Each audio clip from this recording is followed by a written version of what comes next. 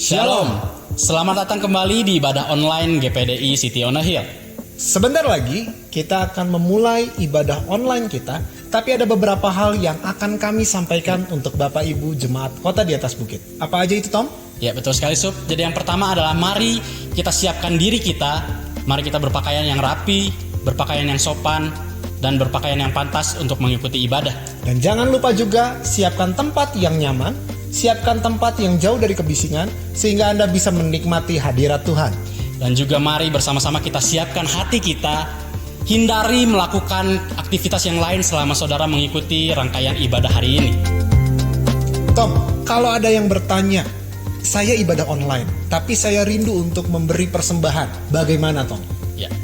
Jadi sebenarnya ibadah online tidak membatasi kita untuk memberi yang terbaik kepada Tuhan. Setuju. Dan puji Tuhan, ada begitu banyak cara yang bisa kita lakukan untuk memberi kepada Tuhan sekalipun kita sedang ibadah online. Kalau saudara tidak memiliki amplop seperti ini di rumah saudara juga bisa memberikannya melalui amplop apapun yang saudara punya di rumah. Ketika saudara sudah memasukkan persembahan saudara bisa memberikannya kepada gereja. Atau jika saudara sedang berhalangan untuk datang ke gereja, saudara juga bisa memberi dengan cara online, saudara. Caranya yang pertama adalah dengan cara scan QR code yang ada di sini di layar saudara. Dan nanti transaksinya saudara bisa melakukannya dengan M-Banking maupun dengan e-wallet seperti GoPay, OVO maupun Dana. Dan selain itu ada juga cara yang lain, saudara bisa memberi dengan cara transfer melalui rekening yang ada di bawah ini. Dan nanti persembahan saudara akan disalurkan kepada rekening gereja. Gitu. Iya, terima kasih banyak Tom untuk informasinya. Mari Bapak Ibu, kita beribadah bersama-sama dengan penuh sukacita dan mari kita nikmati hadirat Tuhan. Tuhan Yesus memberkati.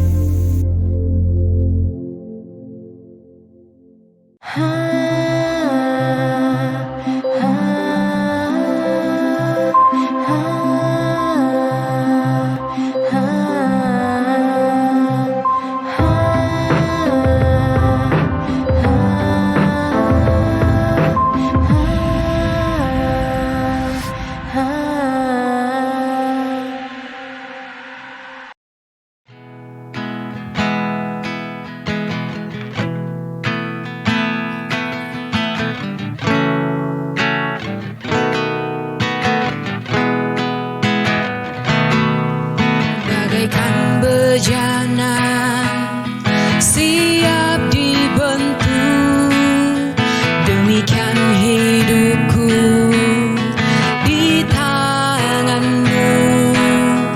Dengan urapan kuasa rohmu, ku dibaharui selalu. Jadikan ku alat dalam rumahmu, inilah hidupku di tanganmu. Bentuklah seturut kehendakmu, pakailah sesuai rencanamu. Ku mau seperti-Mu, Yesus, di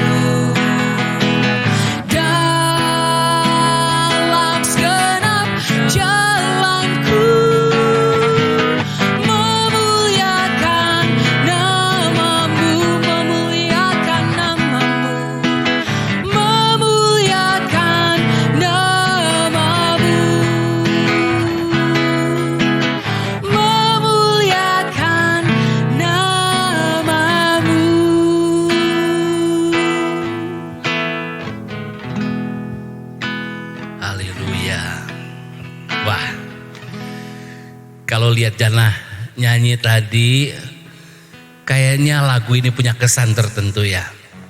Benar sekali Kak, berkesan sekali di hati saya. Oke, kalau bilang berkesan, saya jadi ingat nih.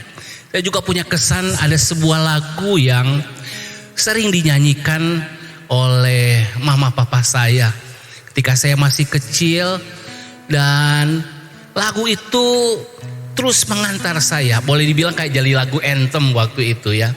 Sehingga saya memutuskan terus untuk setia ikut Tuhan.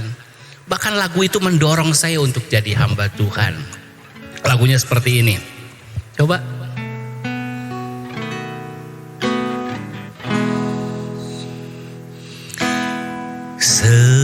Seperti Yesus, seperti Yesus, itu saja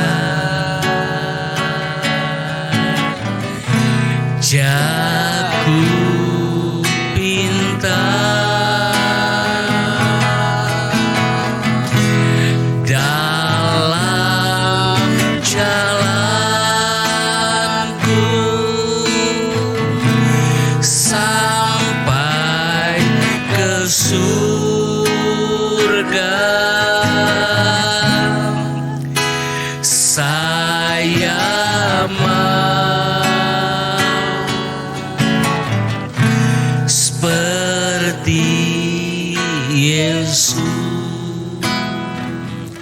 Lagu ini sangat pendek dan kalimatnya juga sangat sederhana.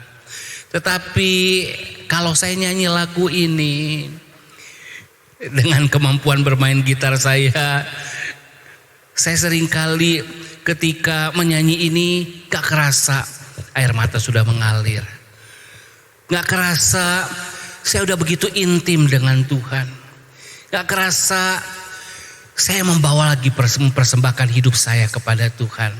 Itu yang membuat saya berkata, saya mau sungguh-sungguh ikut Tuhan. Bahkan saya mau jadi hamba Tuhan. Wow, wah menarik nih. Kak, boleh tolong jelasin lagi nggak? Gimana lagu ini bisa mendorong kakak untuk setia mengikut Tuhan, bahkan menjadi hamba Tuhan seperti sekarang ini? Ya, saya percaya semua kita pengen masuk surga. Benar enggak? Semua orang Kristen pasti ditanya mau masuk surga enggak? Bahkan orang di luar sana juga kalau ditanya mau masuk surga. Tetapi lagu ini ternyata menunjukkan kepada kita ternyata tujuan kita bukannya surga. Tujuan kita adalah menjadi seperti Yesus. Saya disadarkan dengan lagu ini bahwa kita tidak hanya menuju satu tempat tertentu. Tetapi ketika kita jadi Kristen, sesungguhnya kita dijadi atau menjadi seperti seorang pribadi namanya Yesus. Dan jadi buat saya kesimpulannya apa? Surga itu adalah tempat buat orang-orang yang seperti Yesus. Wow. Jadi Kak, berarti perkara masuk surga ini hal yang serius banget dong ya, karena harus jadi seperti Yesus. Oh ya, sayang sekali banyak orang Kristen sekarang tidak menyadari hal ini gitu loh. Kalau kita perhatikan amanat agung ketika Tuhan perintahkan kita untuk pergi memberitakan Injil kepada segala bangsa. Ternyata Tuhan gak hanya minta kita beritakan Injil, tetapi Tuhan katakan pergi jadikan murid. Nah, jadi murid itu ada satu perintah yang sangat menarik. Kenapa? Karena ketika kita jadi murid, jadi siapa? Seperti yang kita ikuti. Bukan sekedar kita mengikuti kemana dia pergi, tapi bahkan kita menjadi seperti dia.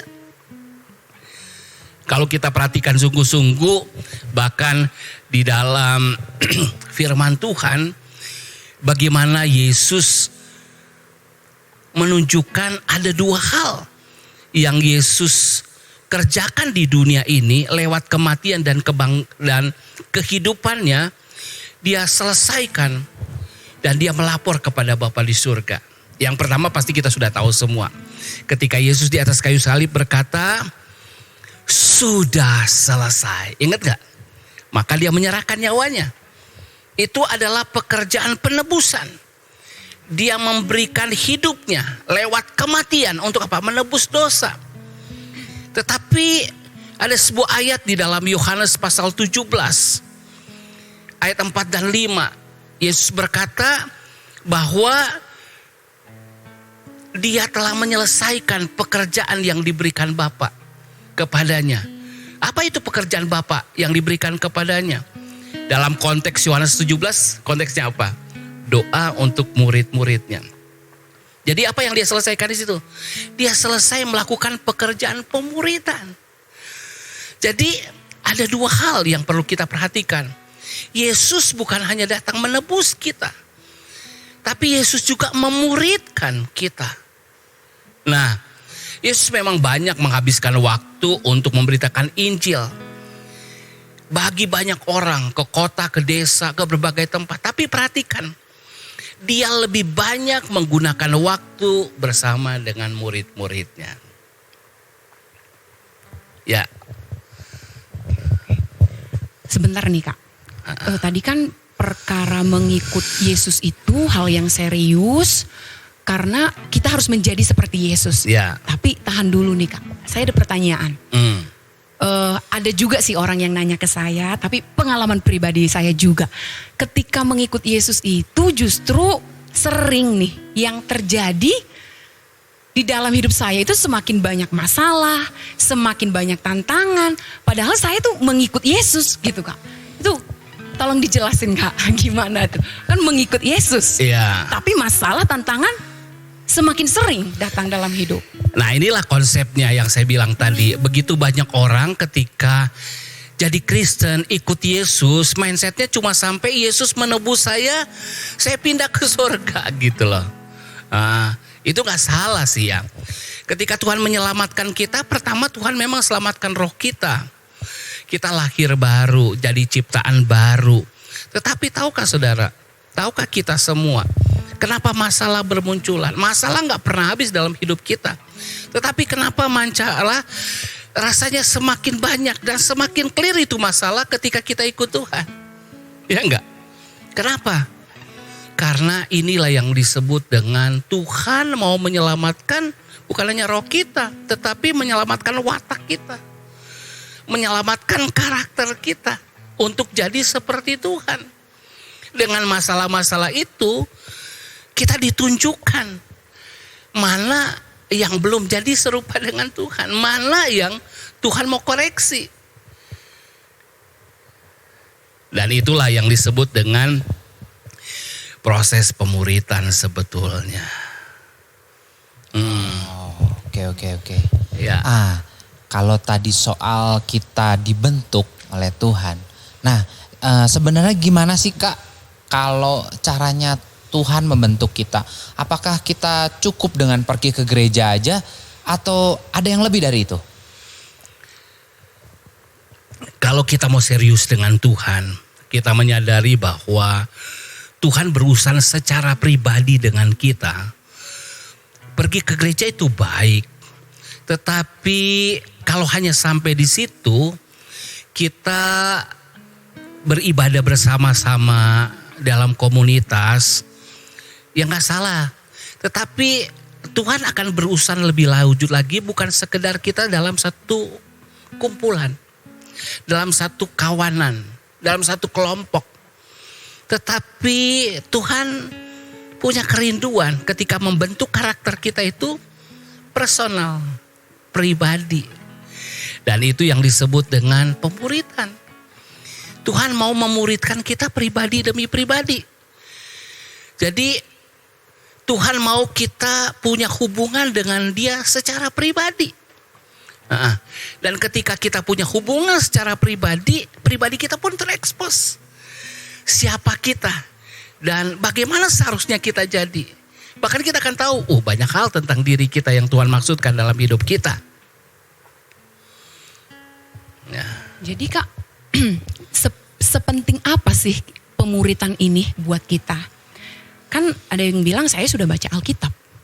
Udah dong, saya udah belajar tentang Tuhan, saya udah baca Alkitab, ya udah nggak perlu pemuritan gitu. Jadi sepenting apa sebenarnya pemuritan ini buat pribadi kita sendiri?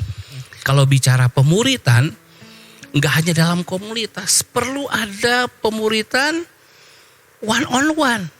Ada pribadi-pribadi yang Tuhan memang pakai untuk menolong kita, untuk mengarahkan kita kepada hal-hal yang lebih rohani.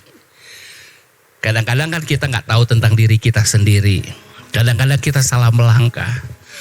Nah, orang banyak kadang-kadang bisa sungkan dengan kita. Komunitas kita juga kalau belum terlalu dekat bisa sungkan dengan kita. Tapi kalau kita ada dalam pemuritan, pemurid kita adalah alat Tuhan untuk menolong kita sehingga kita bisa apa? Difokuskan sama Tuhan. Contoh, kita rasanya seperti Amsal katakan, ada jalan yang disangka lurus tapi ujungnya maut. Dengan Tuhan kirim pemurid, itu bisa menyadarkan kita kembali ke track lagi loh. Kamu kayaknya udah keluar track nih. Dalam hidup ini kan ada banyak masalah. Kita seringkali tertarik sana sini. Tetapi ketika kita dimuridkan, pandangan kita seolah-olah diarahkan kembali. Ini loh, kamu harus melihat Yesus, mengikut Yesus, fokus sama Yesus. Sehingga seperti tadi, jalan kita benar, fokus kita benar, tujuan kita benar, dan hasilnya pun akan benar. Oh, oke. Gitu. Tadi Kak Rudi bilang fokus ya.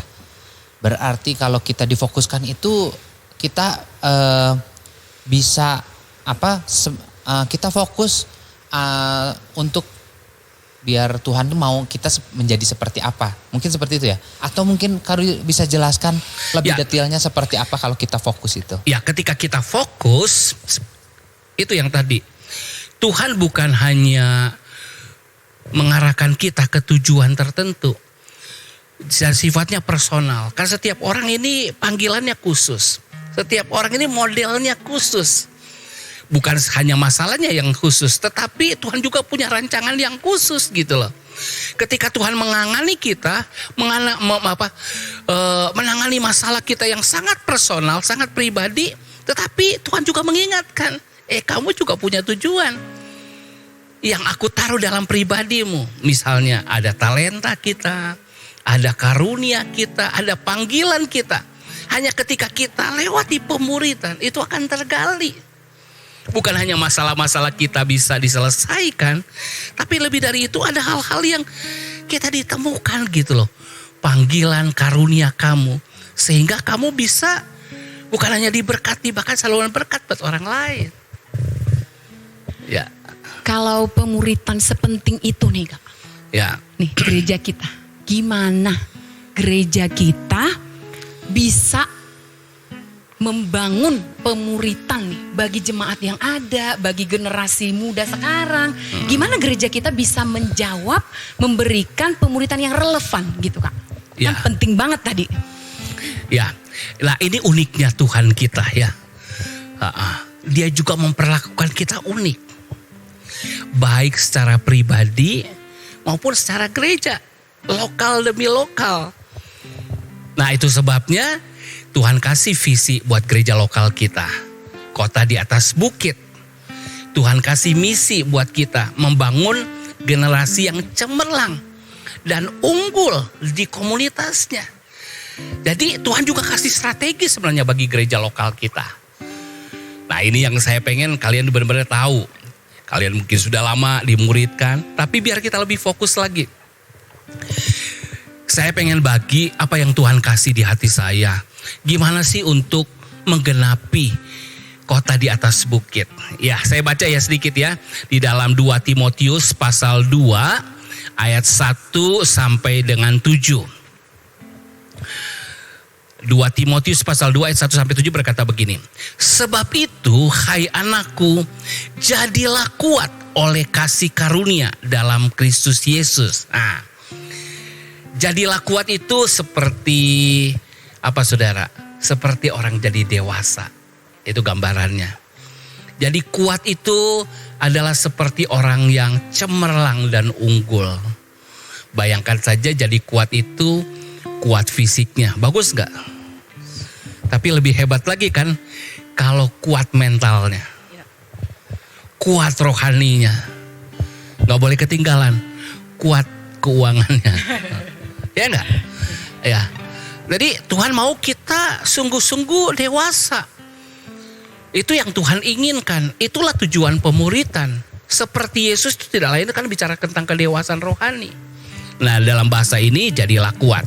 Nah, gimana supaya jadi kuat? Tuhan kasih beberapa hal yang buat kita perlu perhatikan. Saya lanjutkan pembacaan ya di dalam 2 Timotius 2, 1-7. Apa yang telah engkau dengar daripadaku di depan banyak saksi, percayakanlah itu kepada orang-orang yang dapat dipercayai, yang juga cakap mengajar orang lain. Ikutlah menderita sebagai seorang prajurit yang baik dari Kristus Yesus. Seorang prajurit yang sedang berjuang tidak memusingkan dirinya dengan soal-soal penghidupannya. Supaya dengan demikian dia berkenan kepada komandannya. Seorang olahragawan hanya dapat memperoleh mahkota sebagai juara apabila ia bertanding menurut peraturan-peraturan olahraga. Seorang petani yang kerja keras haruslah yang pertama menikmati hasil usahanya. Perhatikanlah apa yang kukatakan, Tuhan akan memberi kepadamu pengertian dalam segala sesuatu. Sekali lagi, apa sih ciri dari orang yang dewasa? Kita mau kan dewasa seperti Yesus. Di sini dikatakan jadilah kuat. Orang Kristen yang kuat itu adalah orang Kristen, pendek kata, bukan hanya bisa bertahan buat dirinya, bahkan bisa menolong orang lain. Bukan hanya bertumbuh, bahkan berbuah buat orang lain. Bukan hanya fokus mandiri, bahkan jadi berkat orang lain. Karena jangan pernah lupa, pemuritan itu harus sampai saya dimuridkan, bahkan akan memuridkan orang lain. Dimuridkan untuk memuridkan. Ya. Nah, ini menarik sekali kalau kita lihat di ayat-ayat ini ya. Orang yang paling dewasa yang bisa memuridkan tadi, perhatikan gak apa? Orang yang cakap mengajar. Tuhan kasih standar, tujuan kita tuh sampai di sana. Artinya apa? Kita telah belajar banyak. Belajar dengan Tuhan itu bukan sekedar informasi, tetapi mengenal Tuhan secara pribadi. Mengalami Dia, mengalami kuasanya, mengalami kasihnya, mengalami karakternya. Dan akhirnya kita bisa membagikan itu kepada orang lain. Jadi tujuan kita adalah, kita lihat beberapa hal di sini. Nah, kalau lihat prosesnya tadi kan dibilang, Paulus katakan, hai anakku. Bagaimana kita menjadi anak-anak dari bayi, dari yang baru lahir baru, sampai akhirnya kita bertumbuh menjadi bahkan seorang pengajar. Yang sudah mengalami berkat Tuhan dan memberkati orang lain. Yang sudah mengalami pengajaran Tuhan dan bahkan sanggup membagikan pengajaran itu bagi orang lain. Ternyata di sini ada beberapa hal. Mulai dari kanak-kanak tadi sampai ke pengajar ada fase. Kalau kita lihat di ayat ini susunannya dibalik tadi. Pertama ada yang namanya orang yang cakap mengajar. Itu tujuan kita. Tetapi gimana kita bisa cakap mengajar orang lain? Kita harus jadi prajurit. Pengalaman prajurit. Nah, untuk jadi pengalaman prajurit kita bahkan harus mundur dulu. Kita harus belajar apa? Jadi seorang olahragawan, petanding. Bahkan sebelum jadi petanding, kita jadi petani dulu. Nah, kalau kita lihat coba, kita balik ya. Kita balik susunannya. Pertama kita jadi anak-anak rohani, lahir baru. Ya kan, bayi. Coba, bayi, Andri pernah bayi? Pernah punya bayi ya? Waktu dia bayi, Andri punya tuntutan sama bayi? Nggak mungkin ya. Bayi yang menuntut malah ya. Oe mau makan, oe buang kotoran, oe mau digendong gitu lah. Itulah bayi. Nah, ada orang Kristen memang ketika dilahirkan baru ya seperti itu. Dia memang cuma bisa menuntut dan menerima. Tetapi Tuhan mau dia bertumbuh. Lewat pemuritan, akhirnya dia mesti belajar apa? Sebelum dia jadi berkat buat orang lain, minimal dia belajar jadi pribadi memenuhi diri sendiri. Belajar bertanggung jawab untuk diri sendiri. Itu digambarkan dengan apa? Petani. Coba, petani kan prinsipnya apa? Tabur tuai. Petani di sini dikatakan di ayat 6, seorang petani yang bekerja keras haruslah yang pertama menikmati hasil usahanya. Untuk kita belajar dewasa adalah belajar bertanggung jawab. Belajar bekerja sendiri. Belajar menghasilkan sesuatu. Nah, seorang petani itu apa? Nabur menuai. Petani itu ketika dia mau menanam, dia pasti punya kepercayaan, ada jaminan nih. Benih yang ditanam ada bertumbuh. Dia punya jaminan keselamatan, dia punya jaminan hari depan. Dia belajar mengusahakan dan menumbuhkan sesuatu. Namun itu seringkali hanya buat dirinya sendiri. Nah, kalau kita maju, fase berikutnya adalah di ayat 7. Seorang olahragawan hanya dapat memperoleh mahkota sebagai juara apabila ia bertanding menurut peraturan-peraturan olahraga. Kalau orang itu sudah belajar memenuhi kebutuhan pribadinya, sudah bisa bermandiri, nah sekarang supaya lebih maju, belajarlah lihat juga orang lain. Punya semangat petanding. Apa itu semangat petanding? Semangat untuk maju. Semangat untuk apa? Meningkatkan lebih baik lagi. Seorang petanding itu akhirnya dia akan belajar apa? Masalah terutama di dunia ini bukanlah orang lain, tapi diri sendiri. Belajar mengalahkan keakuan. Pertandingan kita yang pertama itu bukan dengan orang lain, tetapi dengan diri sendiri. Gimana kita mengalahkan keakuan? Kalau bicara petanding juga, pertandingan Kristen beda dengan pertandingan dunia. Menang kalah. Tetapi pertandingan kita adalah menang-menang. Menaklukkan diri sendiri, tetapi juga bagaimana membangun hubungan dengan orang lain. Itu sebuah pertandingan. Di tengah dunia yang egoistis, kita bukan hanya mengalahkan keakuan untuk diri kita sendiri, tapi kita mengalahkan keakuan dari apa? Keterasingan satu dengan yang lain. Kita belajar membangun hubungan. Itulah semangat petanding. Tetapi kita nggak boleh berhenti sampai di situ. Ayat 3-4 bicara tentang seorang prajurit. Akhirnya kita akan menemukan musuh kita yang sejati siapa? Bukan darah dan daging. Siapa? Kuasa iblis. Kita ada dalam peperangan rohani. Coba kita lihat kekristenan kita mulai dari bayi tadi. Apakah kita udah fase bertanggung jawab untuk diri sendiri? Bisa saat teduh sendiri, kasih makan sendiri, berdoa sendiri, ya kan? Bahkan akhirnya mengalahkan kelemahan kita sebagai olahragawan petanding. Membangun hubungan. Tapi lebih jauh lagi, kita maju sebagai seorang prajurit yang berperang secara rohani. Seorang prajurit itu apa? Bukan hanya mengalahkan keakuan, tapi mematikan kedagingan. Bukan hanya sekedar membangun hubungan, bahkan memenangkan jiwa. Dengan cara apa? Mengalahkan iblis. Ya kan? Iblis dengan tipu dayanya. Baik buat pribadi kita maupun pribadi orang lain. Kita rebut mereka dari kegelapan. Tapi gak sampai di situ ternyata yang Tuhan mau.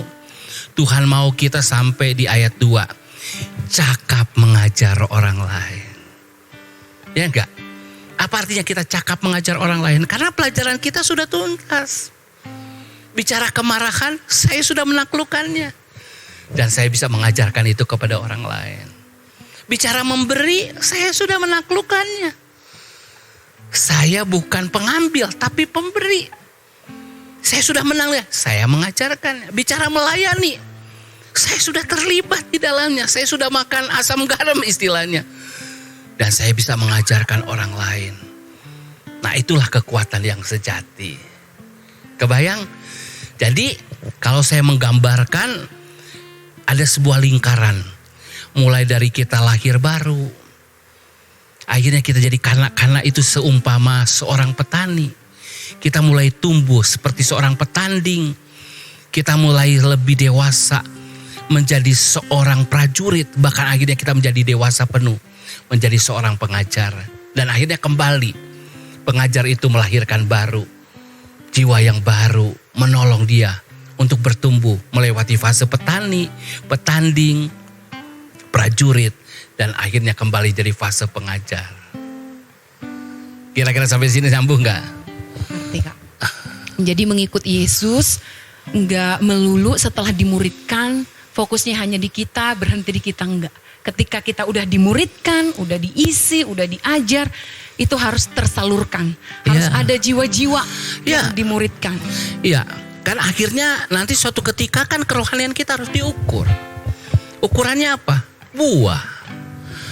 Pertama, buah-buah roh. Tapi kita nggak boleh lupa ada buah-buah tangan. Kebajikan yang kita lakukan buat orang lain. Tapi kebajikan kita dan buah roh kita tujuannya apa? Menghasilkan buah-buah jiwa-jiwa yang baru. Dan itu perlu kedewasaan. Hanya orang yang kuat, yang matang di dalam Tuhan, yang bisa melakukan hal ini. Ya, gimana? Saya percaya Jana juga punya pengalaman. Boleh cerita sedikit nggak? Waktu dimuridkan dulu seperti apa? Oke.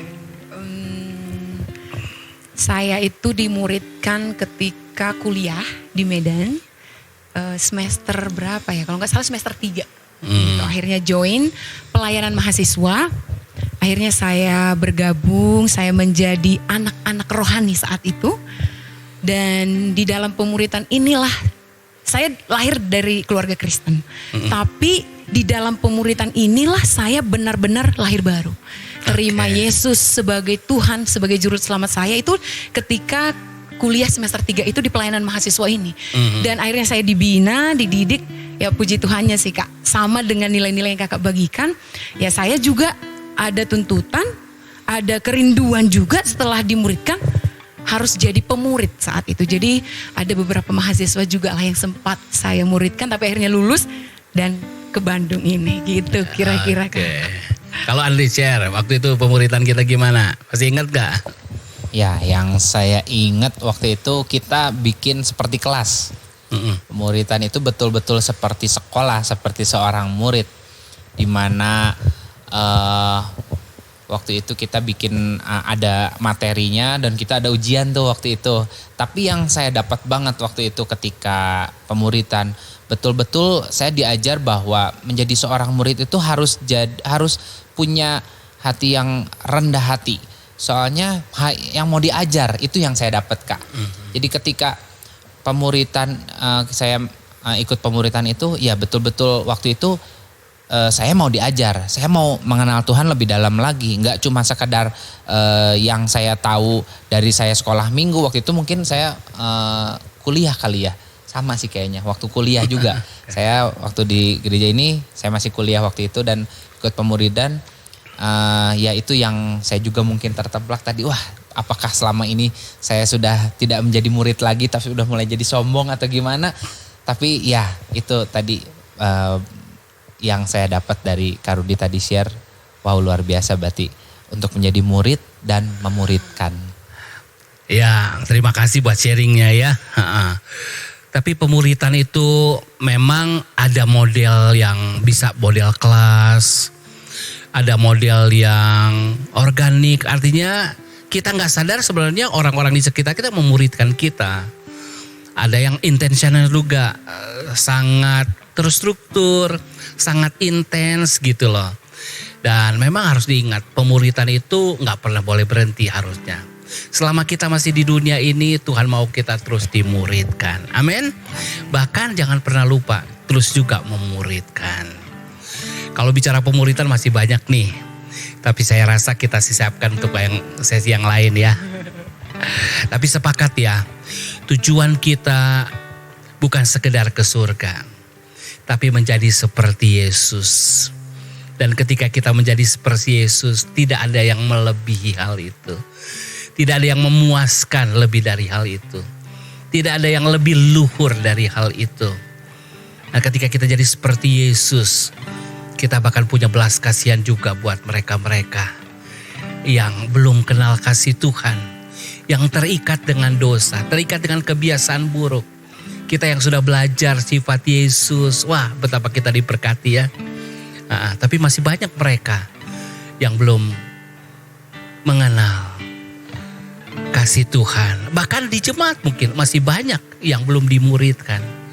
Jadi saya percaya ini tugas kita untuk memuridkan. Saya kira kita akhiri pembicaraan kita hari ini. Nanti kita sambung di waktu yang lain tentang pemuridan. Tapi saya mau teguhkan,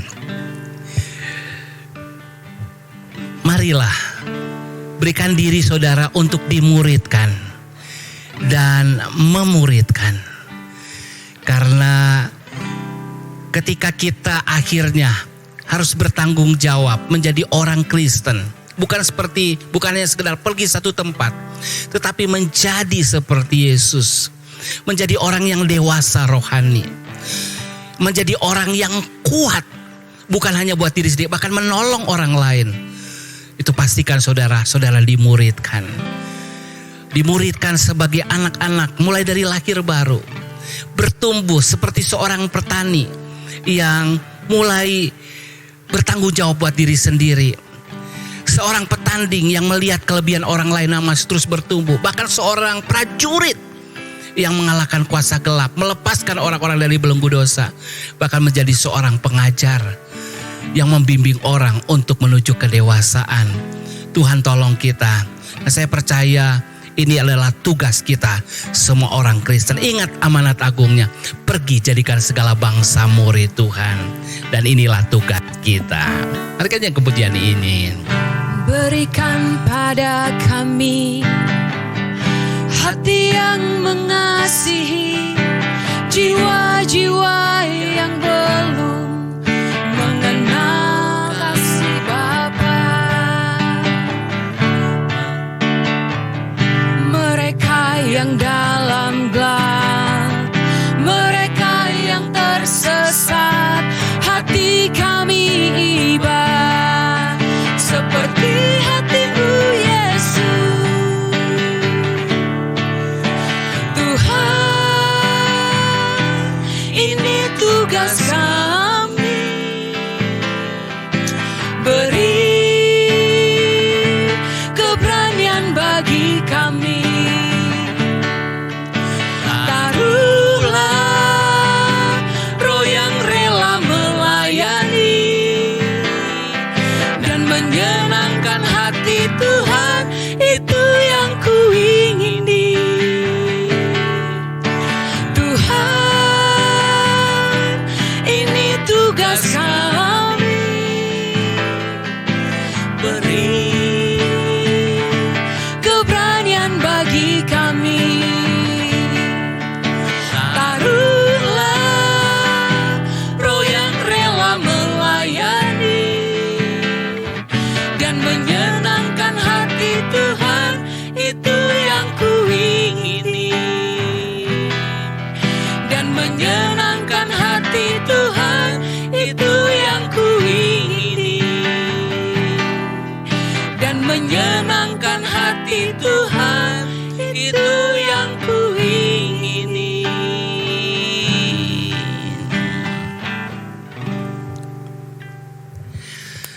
Saya percaya setiap kita hari ini, kalau kita boleh ada di gerejanya Tuhan, kalau kita boleh disebut jadi orang Kristen, karena Yesus sudah mati buat kita, menebus dosa kita. Namun pekerjaan penebusan Yesus, kabar baiknya sampai kepada kita, karena ada murid-murid yang melanjutkan berita ini, yang telah dimuridkan dan akhirnya memuridkan orang-orang lain sampai kepada orang-orang yang memberitakan Injil dan memuridkan kita, sehingga kita bisa ada Saya percaya kalau kita sungguh-sungguh telah diselamatkan, sungguh-sungguh telah dikasih Tuhan, kasih Tuhan juga ada pada kita. Untuk apa? Untuk memuridkan yang lain. Tapi bagaimana kita bisa memuridkan orang yang lain kalau kita sendiri belum dimuridkan? Pastikan saudara dimuridkan dan sampai saudara juga memuridkan orang lain. Kalau ini kerinduan hati saudara, mari kita berdoa bersama-sama. Bapa di surga, kami mengucap syukur untuk kebenaran tentang pemuridan yang kami boleh dengar hari ini. Terima kasih karena Engkau telah mati bagi kami. Namun Engkau juga memberi teladan hidup untuk jadi pemurid bagi murid-murid yang pertama. Dan akhirnya mereka yang telah dimuridkan, memuridkan orang-orang yang lain. Sampai kami juga hari ini mendengar kabar baik dan dimuridkan. Biar kami terus boleh dimuridkan. Sampai kami terus juga bertumbuh, berubah. Dan akhir kami menjadi dewasa, menjadi kuat, cemerlang dan unggul. Untuk menjadi saluran berkat. Hamba berdoa buat setiap pribadi yang mendengar firman Tuhan ini. Biar Tuhan menolong mereka. Biar mereka menemukan pemurid bagi mereka. Dan mereka terus dimuridkan sampai mereka memuridkan. Mereka mengalami perubahan dan membawa perubahan. Mereka diberkati dan menjadi saluran berkat. Mereka terlayani dan menjadi pelayan-pelayan Tuhan. Terima kasih Tuhan untuk berkat Tuhan. Kami mengucap syukur untuk semua ini di dalam nama Tuhan Yesus Kristus. Haleluya. Amin. Tuhan Yesus memberkati. Haleluya.